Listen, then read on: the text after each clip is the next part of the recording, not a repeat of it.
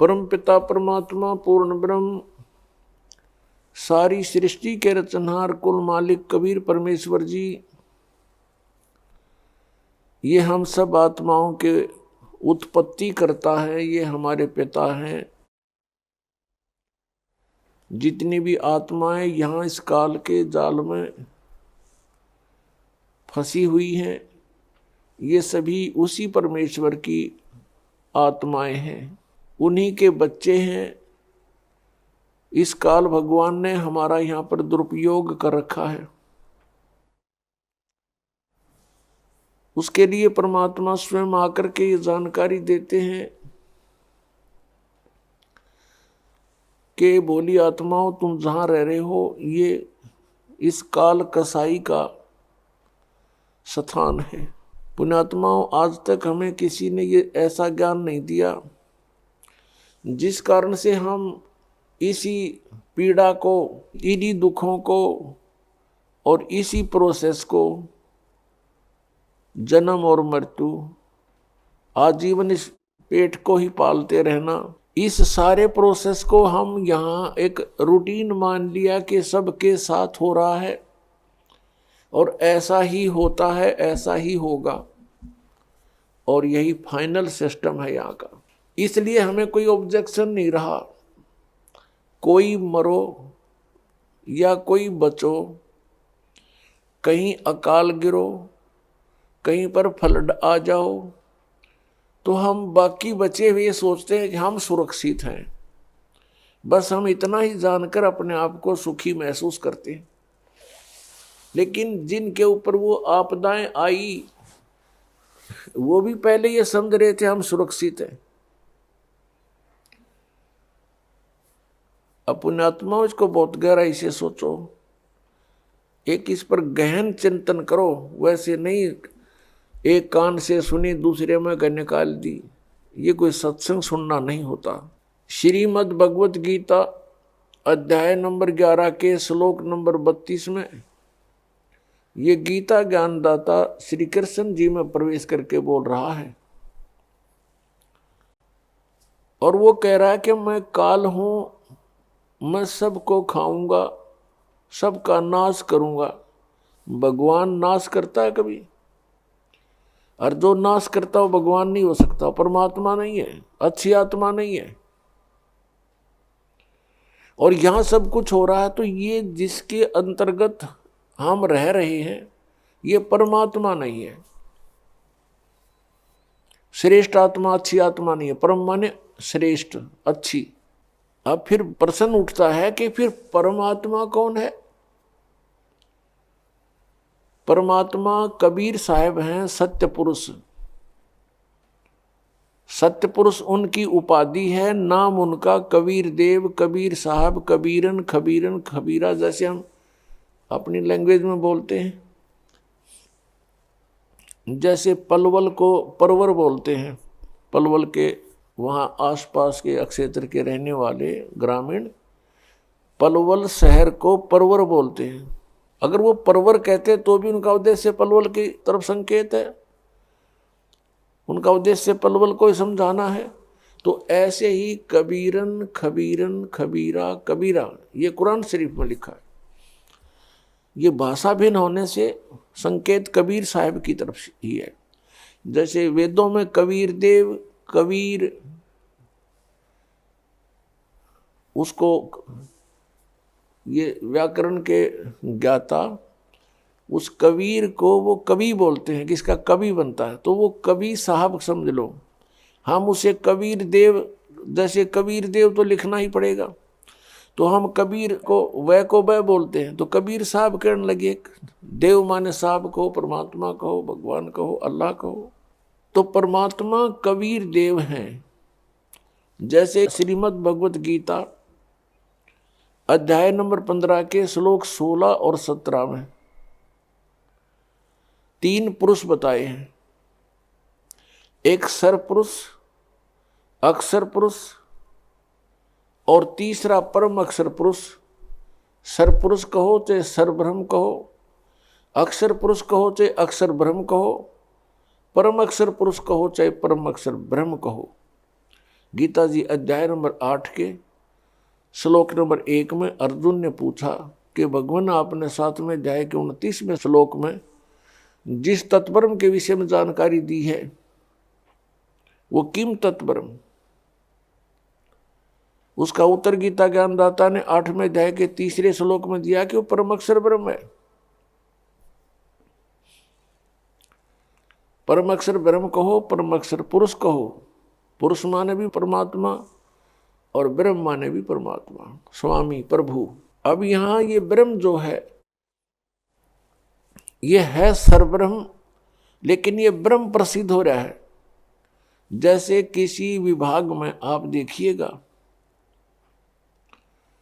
तो उस ऑफिस में कार्य करने वाले व्यक्ति अपने उच्च अधिकारी को, जैसे इरिगेशन डिपार्टमेंट है उसमें एक्शन ऑफिस होता है, तो एक्शन ऑफिस के अंतर्गत जितने भी वहाँ कर्मचारी, अधिकारी, सुप्रिटेंडेंट, क्लर्क उसके अंतर्गत कार्य करते हैं और अन्य जो SDO JE होते हैं, तो वो क्या कहते हैं कि साहब ने ऐसे बोला है। उनके लिए साहब अंडरस्टूड है कि एक्शन साहब, एक्शन साहब बार बार कहना अनिवार्य, वो आवश्यक नहीं समझते, वो साहब बोलते हैं। तो इसी प्रकार वो साहब प्रसिद्ध है उनके लिए, लेकिन उससे ऊपर बहुत साहब है। SC साहब है, चीफ इंजीनियर साहब है, फिर इरिगेशन पावर मिनिस्टर साहब है, फिर मुख्यमंत्री साहब है, प्रधानमंत्री साहब है, राष्ट्रपति साहब है। तो ऐसे ये ब्रह्म जो है यहाँ के प्राणियों के लिए ब्रह्म प्रसिद्ध हो गया, भगवान प्रभु। इनके लिए ब्रह्म अंडरस्टूड है, इनका भगवान ब्रह्म कौन है, ज्योति निरंजन काल है। इसलिए इससे नेक्स्ट ब्रह्म की जानकारी देने के लिए परब्रह्म शब्द प्रयोग करना पड़ा। परब्रह्म यानी इससे नेक्स्ट ब्रह्म, इससे नेक्स्ट स्वामी, नेक्स्ट जो है अगला प्रभु। ब्रह्म माने गॉड, प्रभु राम स्वामी अल्लाह। तो इस गॉड से, इस प्रभु से जो यहाँ का प्रभु प्रसिद्ध हो रहा है, इससे नेक्स्ट जो है गॉड वो परब्रह्म कहलाता है। और एक पारब्रह्म, पारब्रह्म माने सबसे सुप्रीम, सबके पार, सबसे ऊपर, सबका ओवरऑल कंट्रोलर, वो पारब्रह्म है, उसको परम अक्षर ब्रह्म कहते हैं।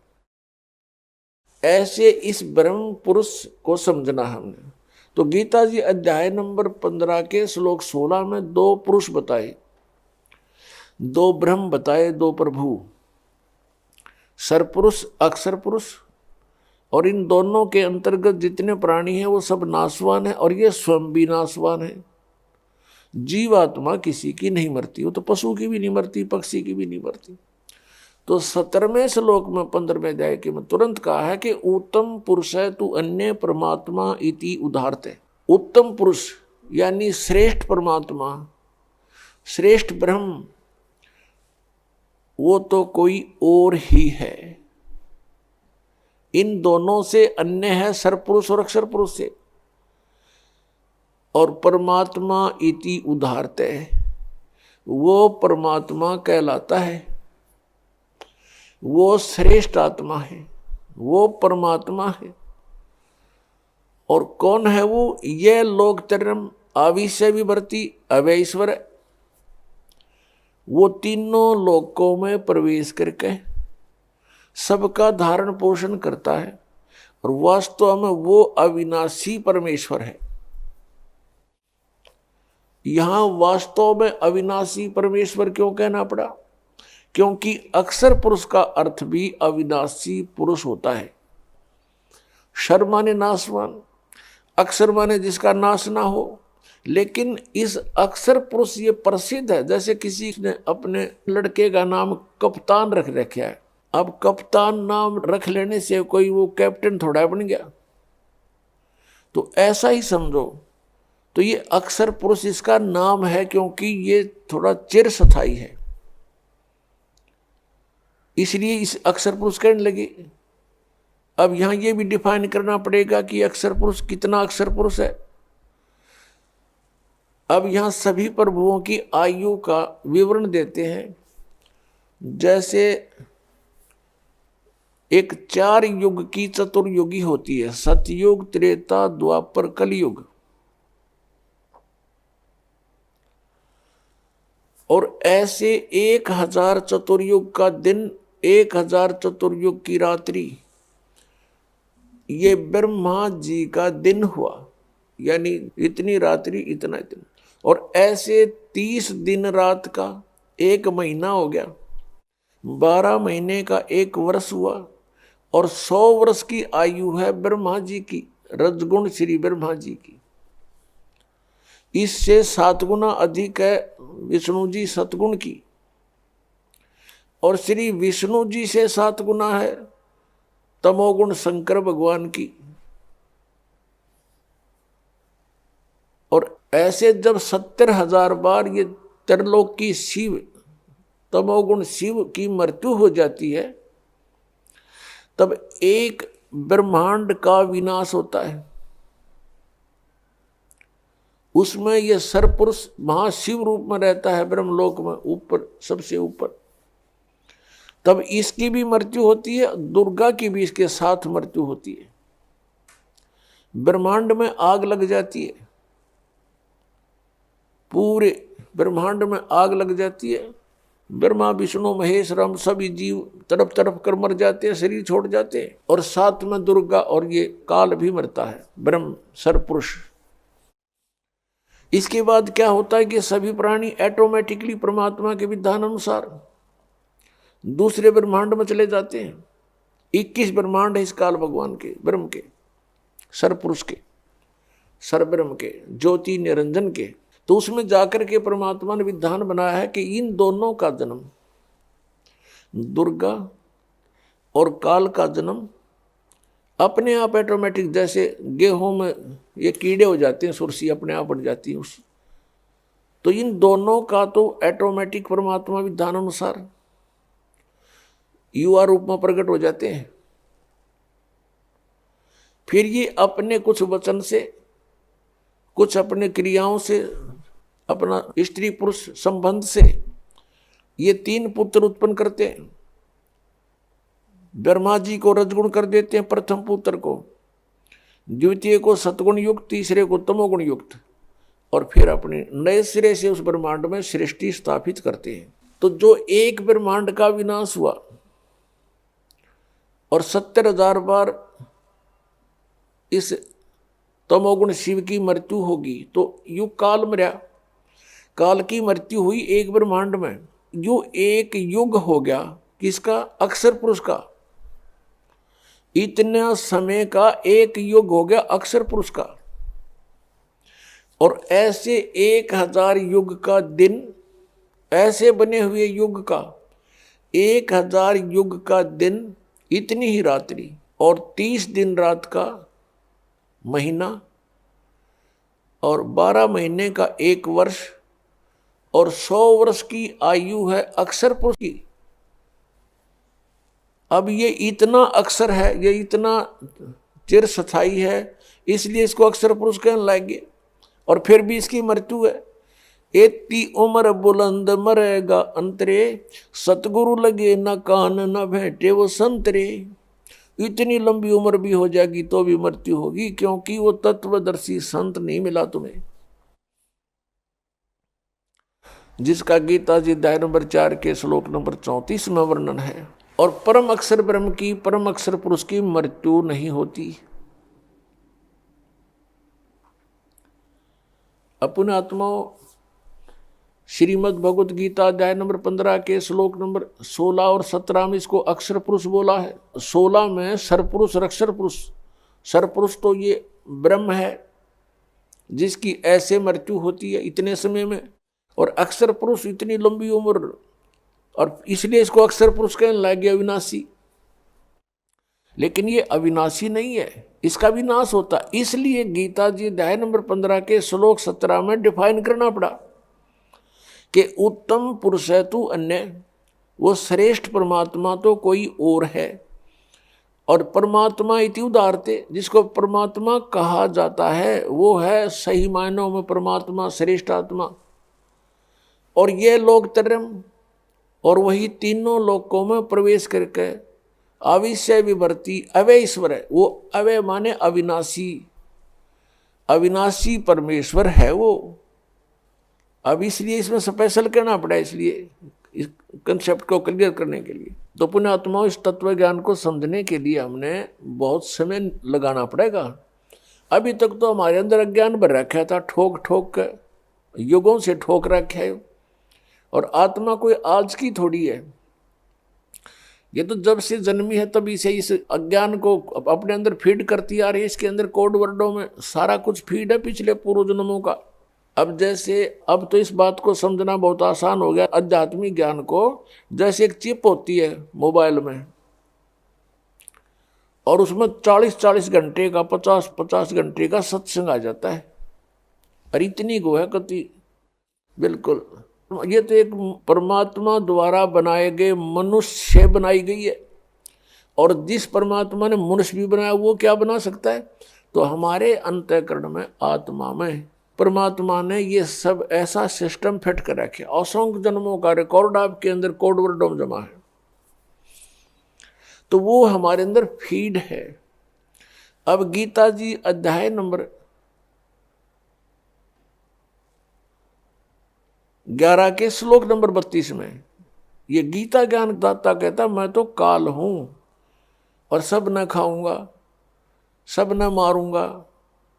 घर में जाए कि 21वें श्लोक में अर्जुन कह रहा है, भगवान आप तो देवताओं को भी खा रहे हो, कुछ आपकी जाड़ा में लटक रहे हैं और आपसे प्रार्थना कर रहे हैं, बख्श दो बख्श दो, मंगल हो मंगल हो। वेदों के सतोतरों से आपकी स्तुति भी कर रहे हैं, आप तो उनको भी खा रहे हो। तो यहां इसने स्पष्ट कर दिया, भाई मैं तो काल हूं और सब न खाऊंगा, तू ना युद्ध करेगा तो भी इनको मार डालूंगा। तो हम जहां रह रहे हैं ये काल है। और ये कसाई बताया परमात्मा ने, काल कसाई हस्त है, सर्वलोक को खाए, अंकुश निर्गुण नाम का ये सतगुरु दर पकड़ा जावे। सतगुरु के दरबार में कबीर परमात्मा जब आते हैं और उसकी शरण में जैसे हम आ जाते हैं, जैसे अब इस दास को भेज दिया परमात्मा ने, अपनी वही पावर दे करके शक्ति दे दी। काम उन्हीं की शक्ति, उन्हीं के हाथ में रिमोट है इस दास का। तो अब इस परमात्मा की शरण में इस दास के माध्यम से आने से भी आपको उतना ही प्रोटेक्शन मिलेगा। तो उन्होंने क्या बताया है कि जैसे तुम यहां ऐसे लोक में रह रहे हो, जैसे कसाई बकरे पालता है और वो सर्व सुविधाएं देता है अपने बकरों को स्वस्थ बना रखने के लिए, उनसे प्रजनन करवाता है, नर मादा को उसमें छोड़ देता है और वो बोले बकरे बच्चे उत्पन्न करते हैं, बकरे बकरियां। और उनमें कितनी ममता होती है, किसी के बच्चे को दूसरा बकरा या बकरी टच कर देता है तो उसके साथ भिड़ने को पहुंच जाते हैं वो बकरे बकरियां, उसके माता पिता, और खूब युद्ध करते हैं कि मेरे बच्चे को तूने क्यों सता दिया। और सभी सुविधाएं उनको प्राप्त होती हैं, यानी जलाशय बनाया हुआ होता है, उनके ऊपर शेड डाल रखा होता है, झोपड़ी, उनके लिए चरागाह बनाई होती है। अब वो बकरे ये सोचते हैं कि देख हमारा भगवान, हमारा स्वामी, हमारा प्रभु कितना दयालु है, हमारी कितनी केयर टेक करता है, कितनी देखभाल करता है, कितनी सुविधाओं का ध्यान करता है, कितना व्यवस्था कर रखी है।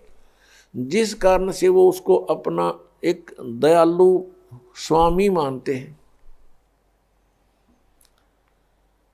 और जब वो कसाई उन बकरों में आता है, उसको एक नेक इंसान मान के, अपना हितैषी जानकर वो भोली आत्माएं, वो बकरे उसके पास आ जाते हैं। कोई तो उसको चाटता है, वो ऐसे हाथ लगाकर देखता है और वो प्यार करते हैं, जीभ से चाटते हैं उसको, अच्छा नेक आदमी मान के। और वो ये देख रहा होता है ये कितने किलो का हो गया, मांस कितना हो गया, ये कितने का बिकेगा। और वो भोली आत्मा उसको अपना मालिक मान रहे हैं। और कोई ऐसे दोनों पैर उठा कर उसको प्यार देने की चेष्टा करता है, यानी इतने उसके ऊपर कुर्बान हो जाते हैं वो बकरे। और फिर वो देखते हैं कि जब ऑर्डर आता उसको 10-20 बकरों का, तो वो ना देखता किसकी माँ मरेगी, किसका बेटा मरेगा, किसी का भाई मरेगा, किसकी बहन मरेगी, डंडा लेकर और मोटे मोटे छांट लेता है और जाके कड़च कर देता है। बकरों में हाहाकार मच जाती है, वो भागते फिरते उसमें, पता उनको कहाँ बिजली गिर गई। अब किसी का बेटा गया तो माँ रो रही है, किसी का भाई गया बहन रो रही है, चिल्ला रहे हैं बुरी तरह, वहां पर ब्याह म्याह करके करते रहे। वो कुछ वो पाल इसलिए रखे। तो परमात्मा कबीर जी ने आगे बताया कि आपके प्रभु की ये दशा है जैसे उस कसाई की है। अब यहां इस पृथ्वी से परमात्मा कबीर जी से तप करके प्राप्त करी, और इसमें हम अपनी गलती से इसके साथ आ गए। अब इसने हमारा दुरुपयोग किया है, हमें सताने का हर संभव प्रयत्न किया है।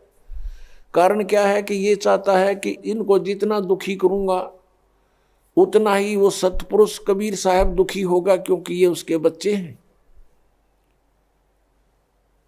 इसलिए इसने हमारे को यहां दुखी करने में कोई कसर नहीं छोड़ रखी। अन्य पशु पक्षी बना दिए, उसमें सिरे से ही सब कुछ कष्ट है, और फिर उन्हीं में से मच्छर हैं, सर्प हैं, सेंग हैं, शेर, और ये मनुष्य को मारने के लिए, इनको पीड़ा देने के लिए तैयार कर दिए। अन्य कीटाणु बना दिए जिनसे इनको इन्फेक्शन हो, मर जाए, इनको बीमारियां लग जाएं। यानी कोई भी कसर उसने नहीं छोड़ रखी जो हमें वो दुखी कर सकता है, सब तरह से तंग कर रहा है। और हम फिर भी इसको भगवान मानते हैं, जा रहे हैं, क्योंकि हम देख रहे हैं कितनी अच्छी पृथ्वी है, इसमें फल फ्रूट लगे हुए हैं, बगीचे बने हुए हैं, झरने चल रहे हैं, सूर्य उदय हो रहा है, शीतल हवा चल रही है, काजू किस्म सेब संतरे मेवा लगी हुई है। हम ये सोचते हैं बड़ा भगवान, बड़ा दयालु परमात्मा, हमारी कितनी सुविधा कर रखी है। और तब वो भगवान कहाँ गया? किसी का बेटा मर गया, किसी की बेटी मर गई, एक्सीडेंट में मार दिया, कहाँ गया वो भगवान? वो दयालुता कहाँ गई उसकी? तो परमात्मा हमें याद दिलाते हैं, तुम उस लोक को छोड़ आए जहां तुम सुखी थे, मृत्यु नहीं होती थी, तुम्हारे अंदर वृद्ध अवस्था नहीं होती थी। अब यहां प्राणी वृद्ध अवस्था को कति पसंद नहीं करता, और मृत्यु को तो करना है किसने है? मृत्यु तो 95 वर्ष का हो गया व्यक्ति आशा करता है कि अभी जीवित और रहूं। आशा सभी करते हैं और करनी भी चाहिए, क्यों? तो जन्म हुआ फिर मरे किस लिए? तो हम सभी इस चीज को बुरा मानते हैं कि ना तो बुढ़ापा होना चाहिए और ना मृत्यु होनी चाहिए। ये हमने घड़ी खटका है, और यहां डेफिनेट है, हम देख रहे हैं सभी में वृद्ध अवस्था आएगी, सब मरेंगे। अब ऐसा क्यों लग रहा है? क्योंकि हम ऐसे स्थान पर रहा करते थे जहां जरा और मरण नहीं होता था, जरा मीन वृद्ध अवस्था। श्रीमद् भगवत गीता अध्याय नंबर 7 के श्लोक नंबर 29 में कहा है कि अर्जुन, जो जरा मरण मोक्षाय यतन्ति ते मम आश्रित है, मेरे ज्ञान का आश्रय करके जो जरा और मरण से छूटने के लिए यत्न कर रहे हैं, ते ब्रह्म तत्विदु कृष्णम अध्यात्म अखिलम च कर्मम, वो सारे अध्यात्म से और सभी कर्मों से और तत्ब्रह्म से परिचित है। वो केवल जरा और मरण से छूटने का प्रयत्न जो कर रहे हैं, वो किसी और वस्तु की डिमांड नहीं करते, तो वो उस तत्ब्रह्म से परिचित हो चुके हैं और सारे कर्मों से परिचित हो चुके हैं। और पूरे अध्यात्म ज्ञान से परिचित व्यक्ति ही जरा और मरण से प्रयत्न कर रहा है, छूटने के लिए प्रयत्न कर रहा है। तो जरा और मरण कहां नहीं होता? सतलोक के अंदर। शंखों लहर मेहर की उपजे, कहर नहीं जा कोई। दास गरीब अचल अविनाशी, सुख का सागर सोई। सतलोक के अंदर कहते शंखों लहर मेहर की उपजे।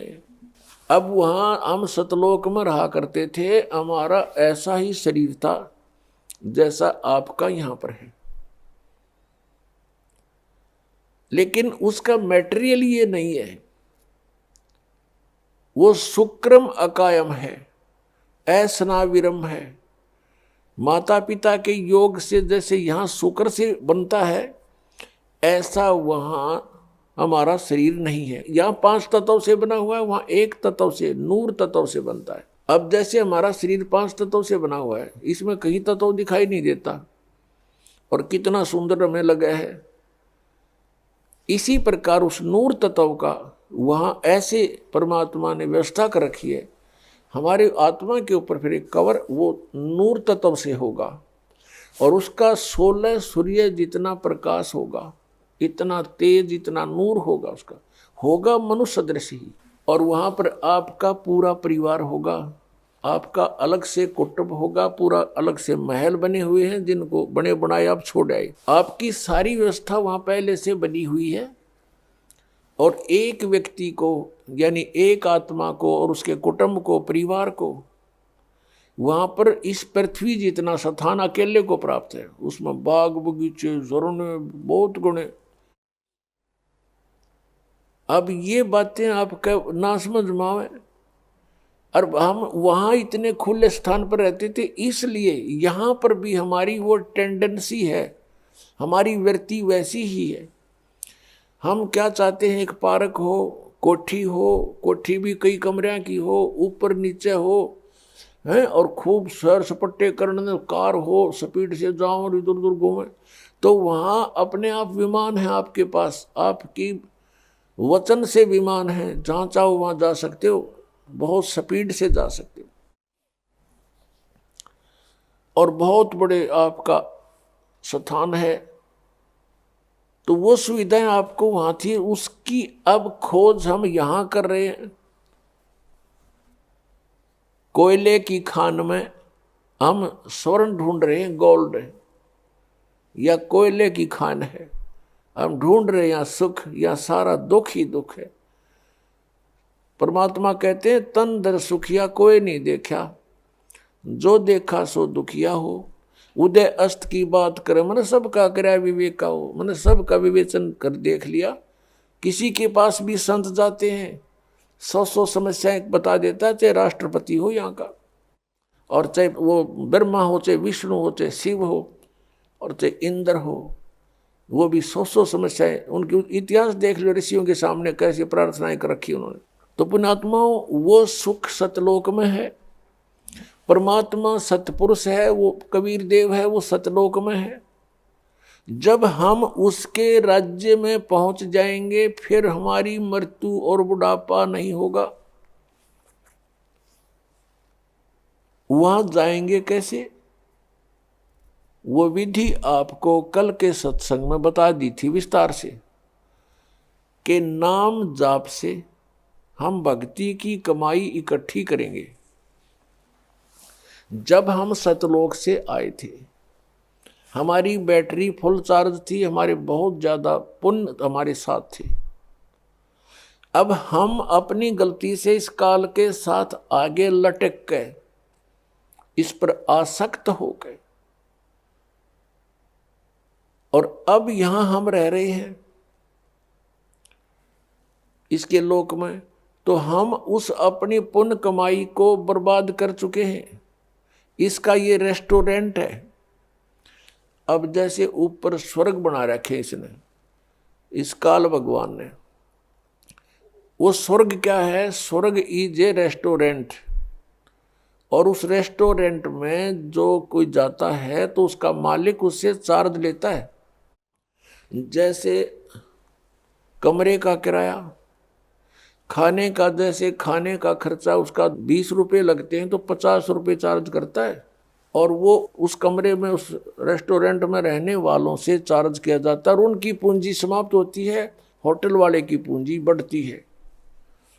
तो ऐसे ये काल भगवान ने रेस्टोरेंट बना रखे हैं जिनको ये स्वर्ग कहता है। वहाँ सारी सुविधाएं, बदमाशी, बकवाद, डांस, गाने, बड़े बड़े झरने बह रहे हैं, पार्क बने हुए हैं।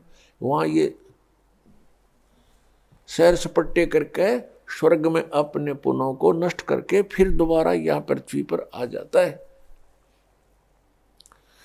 तो पहले इसने हमको ऊपर रखा अपने महास्वर्ग में, जिसको ब्रह्मलोक कहते हैं, और ये स्वयं गुप्त रहता है। उसने वहाँ ब्रह्मलोक में एक इंद्र का लोक, एक महाइंद्र का लोक, और महाइंद्र के लोक में इसने ऊपर बना रखे हैं फिर नकली सतलोक, यानी सच्चे सतलोक की, रियल सतलोक की डुप्लीकेट नकल बना कर यहाँ स्थापित कर दिए कि कल को इनको कोई बताने आ भी जावे सतलोक वाला कोई परमात्मा या उसका कोई भेजा हुआ दूत, तो ये भ्रमित रहे कि यहाँ है सतलोक, इसी में धक्के खाते रहे।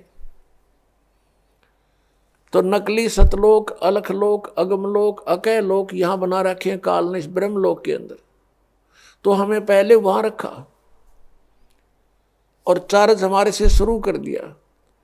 फिर हमारी पूंजी कुछ कम हुई तो नीचे वाले स्वर्ग में रखा, जहां इंद्र का लोक एक अलग से है, कॉमन स्वर्ग बोलते हैं उसको। और उसमें भी जब पुण्य समाप्त हुए पृथ्वी पर पटक दिया, मनुष्य बनाकर पटक दिया, यहां जन्म दे दिया स्त्री पुरुष बना करके। फिर यहां पर हमारे इतने पाप इकट्ठे होते चले गए। पुण्य क्योंकि शास्त्र अनुकूल साधना से बनते हैं, शास्त्र अनुकूल साधना इसने मिथ्या करवा दी। जब तक हमारे पूर्व जन्म के पुण्य रहते हैं तो हम जो साधनाएं किसी से भी सुनाते हैं उसको करते रहते हैं, और वो हमें लाभ हो रहा है पूर्व जन्म के संस्कारों से। हम सोच रहे इन साधनाओं से हमें पुण्य लाभ हो रहा है। तो इस भ्रम के अंदर हम अपने सतयुग, त्रेता, द्वापर में ये सब पुण्यों का नाश कर देते हैं। और उस दौरान परमात्मा आते हैं, स्वयं चारों युगों में आते हैं, क्योंकि अपने का दुख अपनों को ही होता है। उस परमात्मा से हमारा कष्ट सहा नहीं जाता। हम रोते हैं, चिल्लाते हैं, किसी का बेटा मर गया, किसी की बेटी मर गई, लेकिन वो परमात्मा फिर वहाँ से चल कर आते हैं। हमें ज्ञान देना चाहते हैं कि तुम जहाँ रह रहे हो ये स्थान ठीक नहीं, ये काल का लोक है, और यहाँ जितनी बार जन्मोगे ये संकट तुम्हें झेलने पड़ेंगे। इसके लिए मैं बताता हूँ, और तुम ये साधना, ये भक्ति करो, ये छोड़ दो। लेकिन हम इतने रंगे जा चुके होते हैं, इस काल के दूतों के द्वारा रह रहकर फीड कर दिया जाता हमारे अंदर, हम परमात्मा के उस ज्ञान को स्वीकार नहीं कर पाते हैं। हमारी बुद्धि जीव संज्ञा की है, और हम इन ऋषि महर्षि संतों को परम संत मानकर इन पर समर्पित हो चुके हैं, और ये सोच चुके हैं कि ये भगवान को प्राप्त कर चुके हैं, इन्होंने सतलोक चले गए होंगे। क्योंकि सतलोक वर्तमान के अंदर ठेका ये राधा स्वामी पंथ, धन धन सतगुरु पंथ, जय गुरुदेव पंथ मथुरा वाला, इन्होंने ले रखा है कि हम सतलोक भेजेंगे। इन सतलोक का ना पता, इनको सतनाम का पता नहीं। इनके पूर्वज ने, यानी जिसने ये काल का जाल प्रारंभ किया, राधा स्वामी पंथ श्री शिवदयाल जी को कहते हैं, उनका चलाया हुआ ये पंथ है। और उसको ये अपना परम धनी मुखिया मानते हैं सभी पंथों वाले, जितने से संबंधित है, इसकी ब्रांचें हैं, कि वो हमारा हेड ऑफ द डिपार्टमेंट है, वहाँ से हमारा पंथ चला है।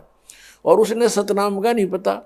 सतनाम सतलोक भी सतनाम, सचखंड भी सतनाम, सतपुरुष भी सतनाम, और सार शब्द भी सतनाम को कहते हैं, और सत शब्द भी सतनाम को, और सतनाम भी सतनाम को। ये सतलोक जाएंगे। अरे इनके मंत्र पांचों काल के, नाम से मोक्ष होगा।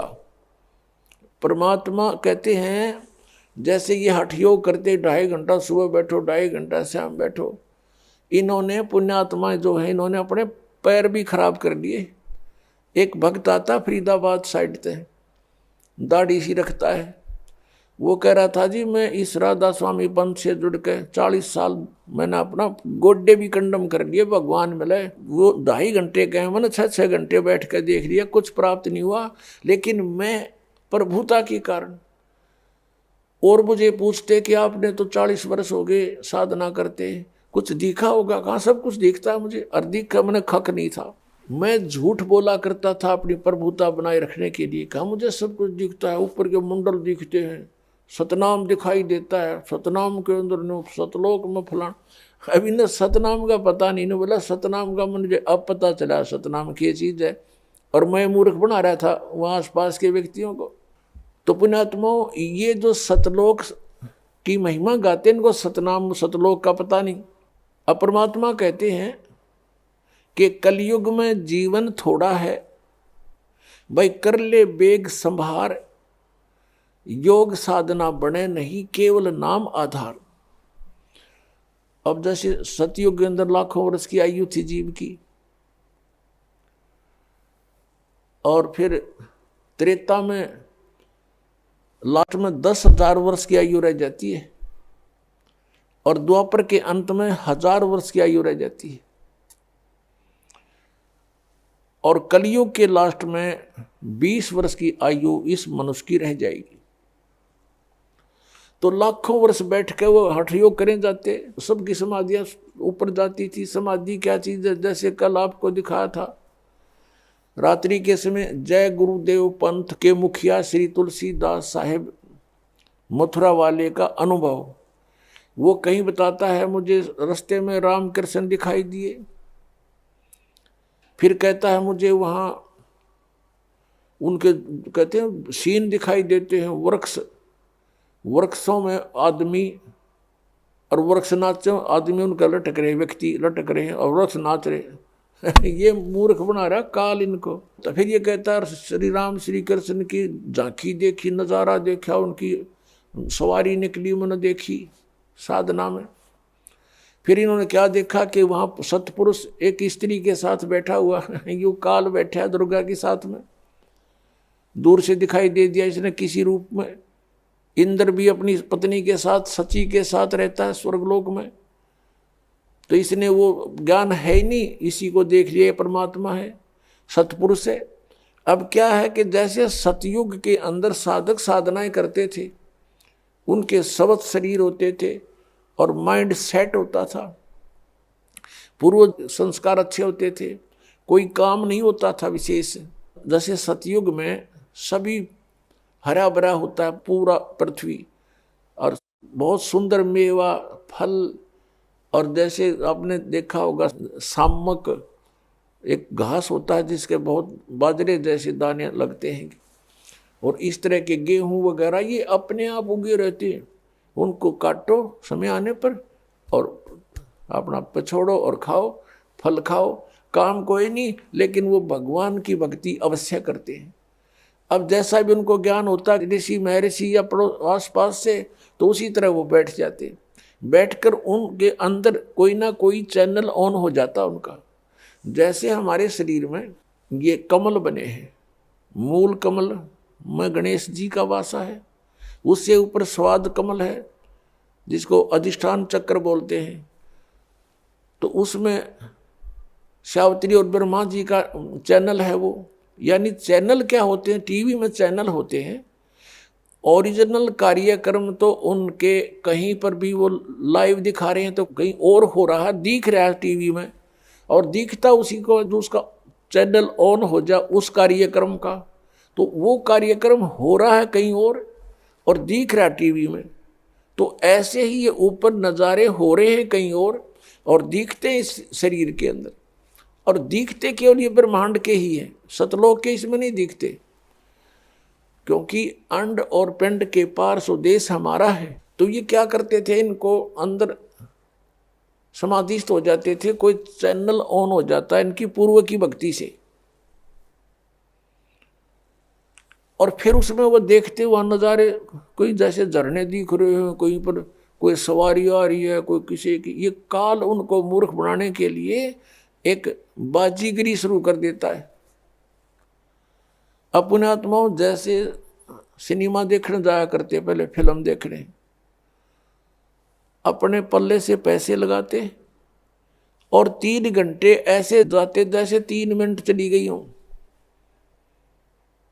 और फिल्म समाप्त होते ठगे से रह जाते, जैसे तो और चलनी चाहिए थी, थोड़ा सा समय हुआ और 3 घंटे, और 3 घंटे वो बैठ कर दिखाओ भक्ति में, कति नहीं बैठा था, 100 बार इधर देखेंगे, 100 बार इधर, वहां चले वहां चले। और तो ये समाधिस्थ न्यों होया करते थे, काली ने मूर्ख बना रहा था। अब ये मन जो है ये टिकने नहीं देता जीव को। अब इसके वहां समाधिस्थ होकर ये कई वर्षों तक बैठे रहते थे। इसका कारण ये था कि मन को बाहर की अपेक्षा अंदर के नज़ारे बाहर से अच्छे दिखने लग जाते, तो ये उनमें लीन होता, उधर पहुंचा वहां चला वहां चला, और खाए जा धक्के, इतने समय पूरा हो जाए इसके जीवन का। और वो हठ योग करने से सिद्धियां आ जाती हैं। परमात्मा के नाम से जो भी व्यक्ति कोई क्रिया करता है उससे उसके अंदर सिद्धियां आ जाती हैं। मोक्ष मार्ग नहीं है वो। उन सिद्धियों के आधार से इन्होंने किसी को हानि कर दी, किसी को लाभ दे दिया, अपनी कमाई नष्ट कर दी। इससे ये महर्षि प्रसिद्ध हो गए। किसी का भविष्य की बातें बता दी कि तेरा ऐसा होएगा, तो लोग उनको पूजने लगे। अरे उसने के किला तोड़ दिया, न्यू बता दिया तेरा छोरा मरेगा, लड़का मरेगा। वो पहले और चिंता शुरू कर दी, और फिर समाधान बताओगे, ये कर दो वो कर दो। और फिर उसकी मृत्यु तो होनी डेफिनेट है, क्योंकि उनके पास वो मार्ग नहीं जिससे उसकी आयु बढ़ जाए, जो इस दास के पास परमात्मा ने दे रखी है।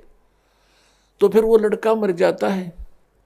तो अड़ोस पड़ोस के भी कहते हैं भाई उस महात्मा ने तो पहले बता दिया तेरा लड़का मरेगा, बताओ उसने के किला तोड़ दिया, लड़का मरेगा। और उसी से वो प्रसिद्ध हो गए, भाई बड़ा बहुत भविष्य की जानता है। तो इसका कोई लाभ था इनसे। तो अब परमात्मा कहते हैं कि तुम किसी से ज्योतिष दिखा के आना, नाम लेने तो पहले, फिर ना धक्के खाना, नहीं तो नाम खंड हो जाएगा। और वो कोई आपको हानि बता दे कि आपको उस समय में इतनी हानि होगी, या कोई ऐसा दुर्घटना होगी, आपके परिवार का सदस्य या आपकी कोई मृत्यु का संयोग बताता है, तो यहाँ उपदेश लो और सच्चे दिल से नाम खंड मत होने देना। और फिर देखना, एक भक्त ऐसे ही चिंतित था, उपदेश लिया, और उसका ज्योतिषी वाला बताता था देखो तेरी ये आयु की वो है रेखा यहां से कटी हुई है, इससे आगे कोई आयु नहीं है। उसने 2-3 को दिखा, उन्होंने सही ऐसे ही बताया। वो बहुत चिंतित, उपदेश लिया, भक्ति करता रहा डर के, क्योंकि जिसने मौत दिखाई देती है वो भक्ति डट के करता है, बकवाद छोड़ देता है।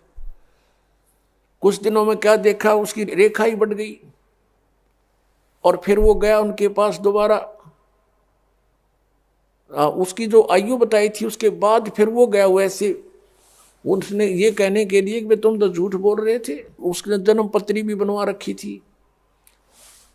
तब वो देखने वालों ने दोबारा कहने लगा तेरा हाथ दिखा, अग्नाम नहीं दिखाया करते हाथ, बकवास करते हो तुम। वह जन्म पत्री उनका एक विशेष पुरोहित था, उसके पास रखी थी। उसने पढ़ कर देखी कि कितनी उम्र होगी तेरी, कि मेरी 30 वर्ष, और तुझे तो 25 वर्ष में मर जाना चाहिए था। तो वो भक्त बोला तू मरे, हम नहीं मरे, तू मरेगा निकम्मे। राजा तो भी नाम ले लेके किला तोड़ दिया, तेने बता दिया 25 साल की उम्र में मरूंगा, तेरे पास समाधान तो था नहीं। तो इस प्रकार ये ऋषि महर्षि प्रसिद्ध हो गए। और ये काल का जाल है। तो ये जो साधनाएं परमात्मा बताते हैं कि अब स्पष्ट कर दिया प्रभु ने कि कलयुग में जीवन थोड़ा है, और कर ले वेग संभार, वेग माने शीघ्रता से। और योग साधना इबतरी बने नहीं, केवल नाम आधार।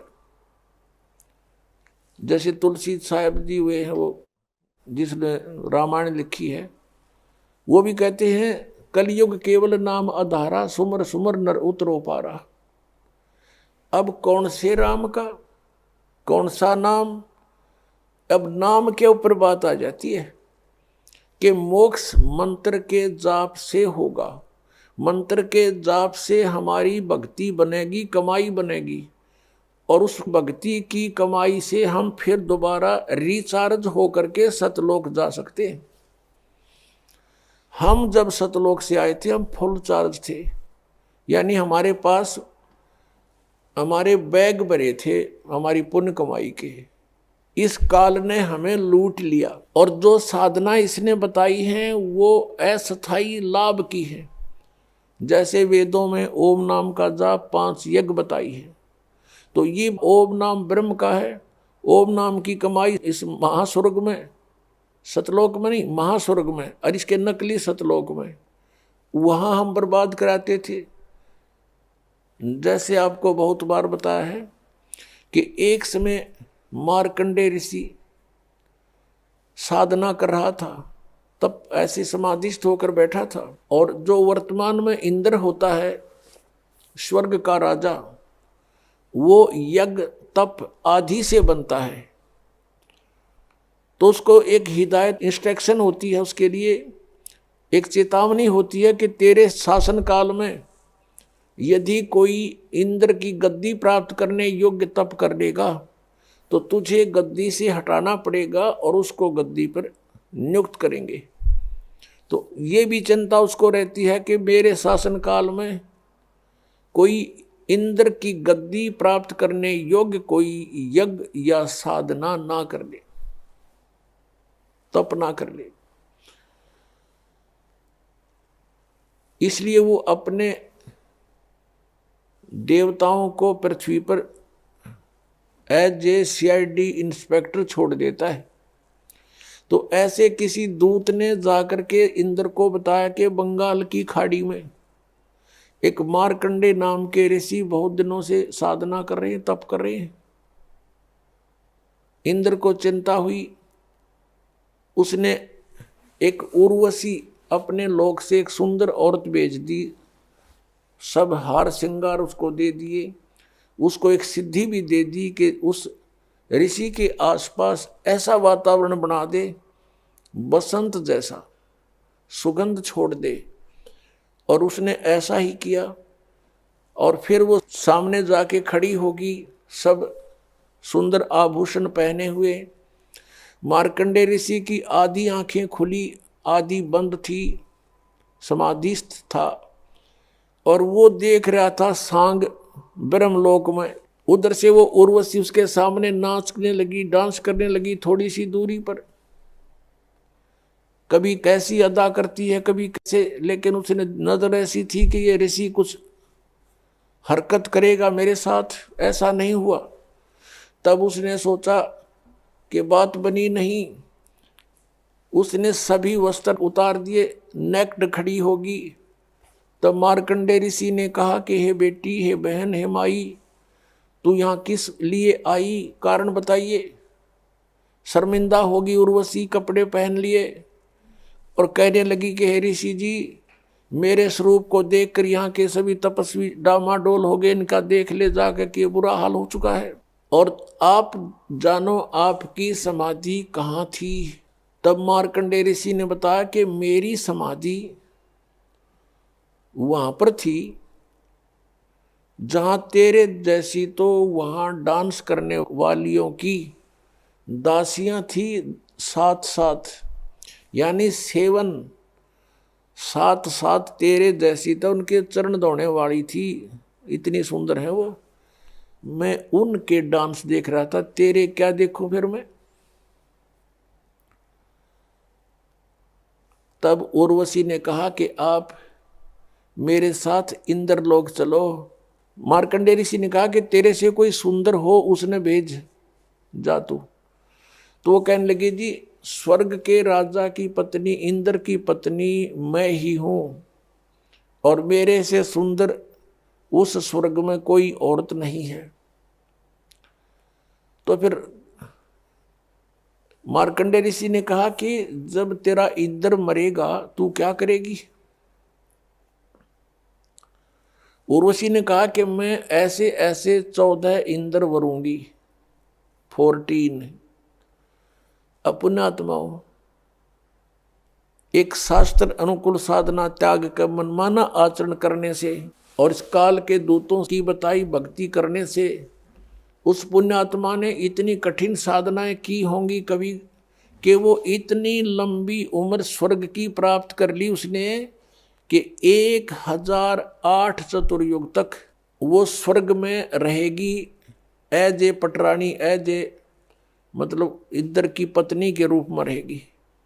और जो इंद्र होगा उसका, इंद्र का शासन काल, Indra is a post, Indra का शासन काल वो 72 चतुर्युग का होता है।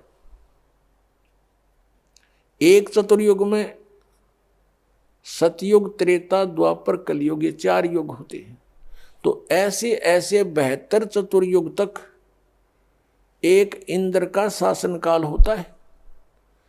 और उसकी मृत्यु के बाद दूसरा इंद्र उसी पोस्ट पर बैठ जाता है। और वो जो सची नाम की औरत है, वो पुण्यात्मा कभी इतने पुण्य कर चुकी है कि वो उनके साथ कांस्टेंट बनी रहेगी। इंद्र बदलते रहेंगे, वो उनकी पत्नी सबकी बनी रहेगी। इतना ये सुख स्वर्ग में ईसन सुख मानने है, जिसका गणा समय स्वर्ग में बीत जा, उसको ये टीरी खा बतावे सबसे अच्छा पुण्यकर्मी। अब इन मार्कंडेय ऋषि ने पूछा कि जब इंद्र मरेगा तू क्या करेगी? कि मैं 14 इंद्र मरूंगी। मार्कंडेय ऋषि बोला कि वो 14 भी मरेंगे, तू फिर क्या करेगी? तब वो क्या बताती है कि मैं तो गद्दी बनूंगी मृतलोक में, और जितने इंद्र में भोगूंगी वो सारे गधे बनेंगे, अपना पुण्य भोग कर, स्वर्ग का राज्य भोग कर। तब मार्कंडेय ऋषि ने कहा कि फिर मुझे तू किस लिए अपने इसे गंदे लोक में ले जावे थी, जिसका राजा गधा बने और रानी गधी बने? तो क्या कहती है, मैं अपनी इज्जत रखने के लिए वहां जाऊंगी तो ये कहेंगे तू हार कर आगी।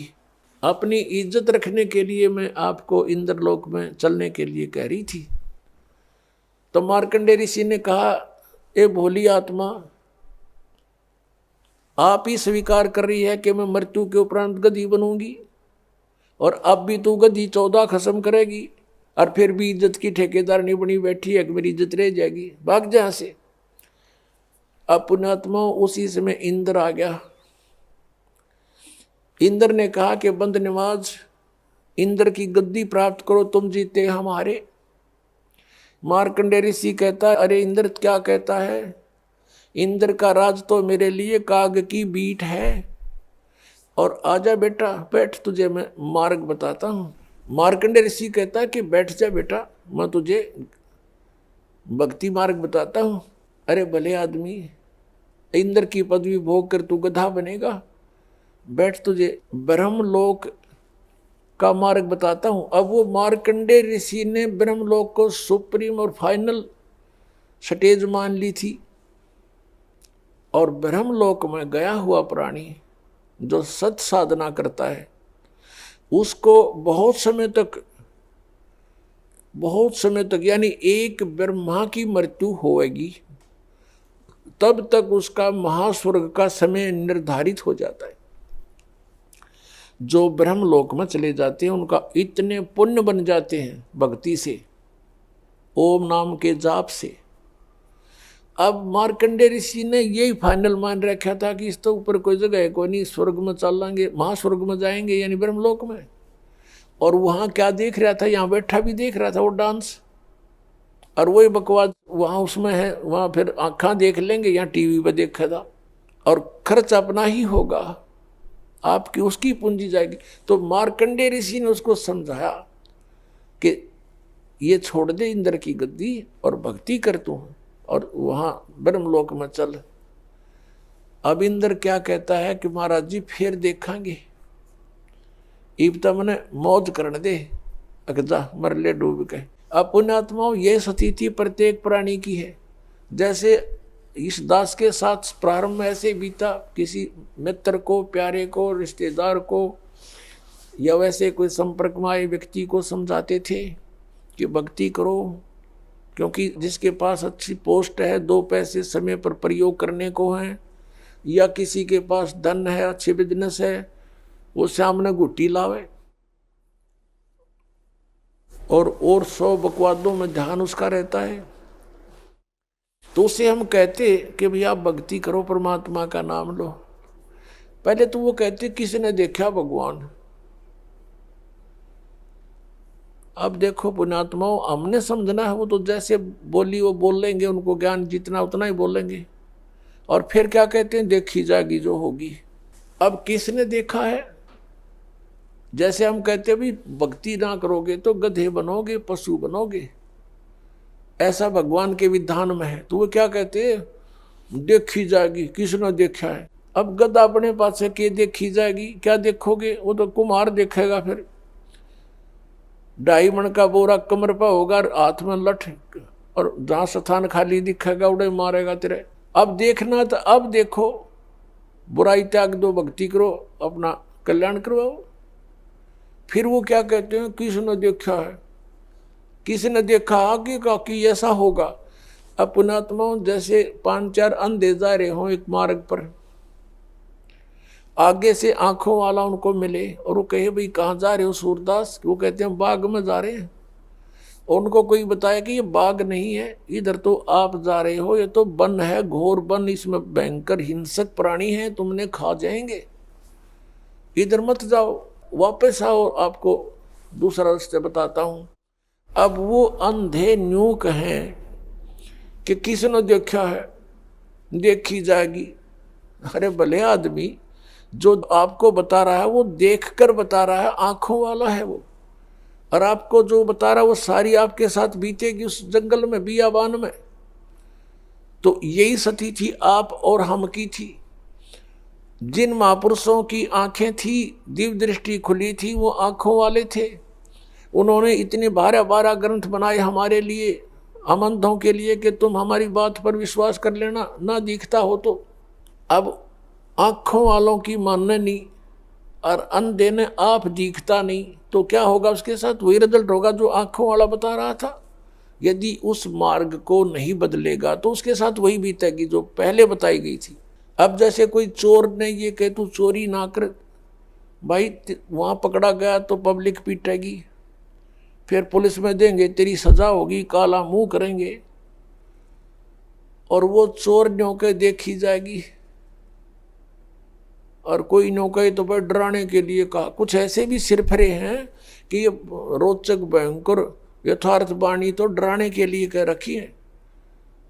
संतों ने ऐसा कुछ नहीं होता, वहां स्वर्ग नरक नहीं है, गधे कुत्ते कोई नहीं बनता। और एक सिरफिरा पंथ चल रहा है, ये ब्रह्मा कुमारी वाला, इन तो भट्ठाए बैठा दिया। ये कहते हैं मनुष्य तो मनुष्य ही रहेगा, स्त्री स्त्री ही रहेगी, यानी मनुष्य की आत्मा मनुष्य ही बनेगी।